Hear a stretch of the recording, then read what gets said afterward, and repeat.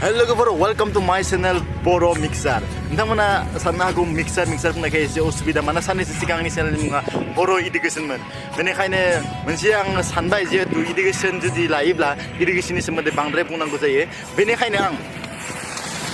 मोनसे मा खालामबाय इडुकेशनजों लोगोसे एन्टारटेनमेन्ट भिडिअ आं नोंथांमोननो होनो सानदों बेनिखायनो आङो बे इडुकेशननि जायगायाव आं मिक्सारखौ लाबाय जेरै जायाथों मानो दिनै जों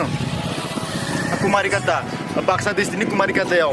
मोनसे बोसोरफ्रोमबो खुंनाय लेखा देग्लायबो 52थि जि बोसोरारि जि कनफारेन्स बेखौ खुंनो थाखाय बेयाव लाहार फाहार खालामनाय जादों बेनिखायनो जों गासिबो जोंनि आनसलिकनिफ्रायबो आरो जों लोगोसे गासै सोद्रोमाफोरानो बेवहाय जमा जाहैगोन आरो आंबो लोगोसे जोंनि सासे लोगो बिथां हेमन्त बर' बिथांबो जोंनि बे बाइकजों जों सानैजों फैदों आरो नोंथांमोनखौबो आङो बेनि गासै जि डेक'रेशन जि मिटिं दावथिं मोसानाय गासिखौबो आं नोंथांमोननो दिन्थिनो थाखाय सेस्था खालामगोन बेनिखायनो नोंथांमोना भिडिअखौ प्लिज अननानै नाय आरो लोगोसे नोंथाङा जुदि आंनि चेनेलाव गोदानब्ला आंनि चेनेलखौ प्लिज साबस्क्राइब खालाम मानोना आं साबस्क्राइबनि जोबोद गोनांथि मानोना जों बर'जों बर' गावजों गाव जुदि हेफाजाब होलायाब्ला साबस्क्राइब खालामलायाबा गुबुन हारिखौ जों नेनानै थानाया मोजां जानाय नङा बेनिखायनो प्लिज जों आंनि चेनेलखौ प्लिज साबस्क्राइब खालाम आरो भिडिअखौ नायगोन होननानै मिजिंथिबाय भिडिअखौ स्किप खालामालासिनो फारि भिडिअखौ नायगोन होननानै आङो मिजिंथिबाय स' भिडिअखौ बिदि स्टार्ट खालाम जेबो आन्दायनांगौ गैया बेयाव बरिया जों नटिस बर्ड होखादों माखि थांनांगौ माखि मानांगौ जों बेखौ नायै जों थांसिगोन जुदि जों आन्दायब्ला जों बेबादिखौ जों पस्टारखौ जों सिगाङाव जोबोद नुगोन बेनिखायनो जेबो आन्दायनांगौ गैया लोगोसे दैयाव हाब्रुदों जोङो जोबोद गोथौ सिगाङाव एसे दंग' बायदोंमोन बेयाव हाब्रुदों जन्था माखासे जोब्बाय एसे साजायना देलायना फैनायाबो नस्थ' जाबाय स' गाइस फाइनालि जोङो बे कुमारिकाटा जि मिटिं जागोन बेनि टिकेटखौ मोनबाय आरो जों थांनानै फाइनालि जों दा माने जि रियेल गेट बेखौ मोनफैबाय आरो जि गथ'खौ बेथना जोंनि थाखाय जों बर'नि बिफान बुङो बेनि जि डेक'रेसन जोबोद मोजां खालामना दोनदों निस्सय नोंथांमोनाबो जोबोद मोजां मोनबाय जानांगौ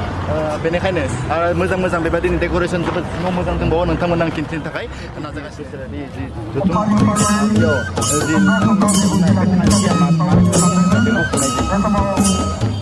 दुलाराय बर' फरायसा आफादनि खुंगा 57 मायथाइनि जि जथुम्मा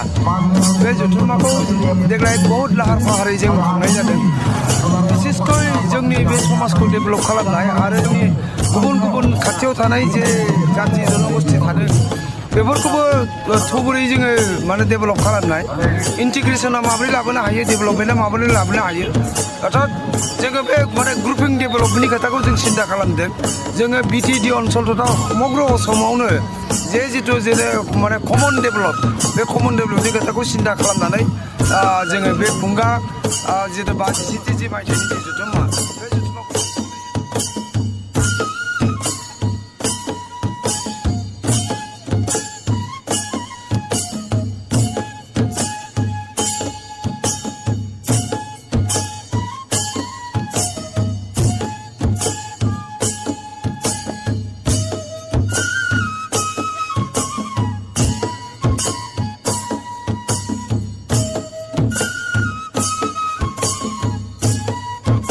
लोंनाय जायो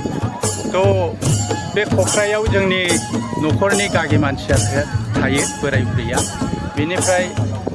गथ' गथाय सेंग्रा सिख्ला देरनायनि थाखाय थानो थाखाय आरो बेबायदिनो सेंग्रा सिख्ला फैनानै जिरायनो हानायनि थाखाय जों सौरा न' दङ बे सौरा न'खौ जों दोननाय जादों बेनिफ्राय खोलाहा जोंनि परम्परा जों बर' रायजो राजाया आबादारि जे आबाद मावनानैनो रायजो जायो बेनि थाखाय बे गलिखौ दिन्थिनाय जादों सानजाहा जोंना परम्परा भाबै गोदो गोदायनिफ्रायनो बाख्रिखौ न' सहरनि सानजाहा दोननाय जायो बेनिफ्राय बर'नि गुदि धोरोमाथ' बाथौआनो जाहैबाय गासै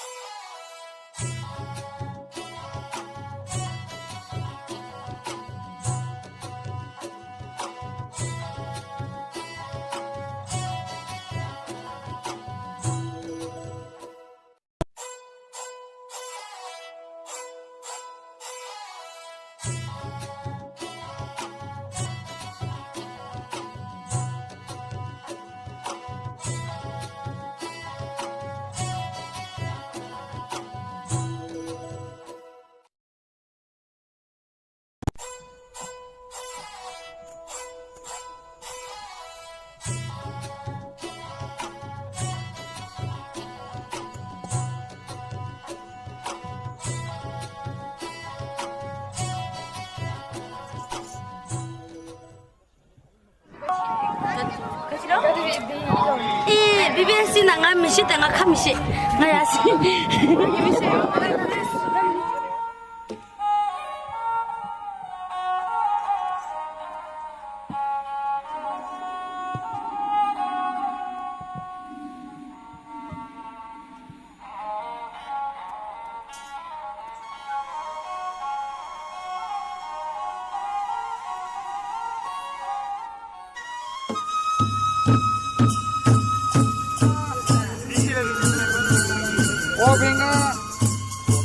Ay, gwbang daw ko sa nandun daw. Ang mga tunay na agad yun.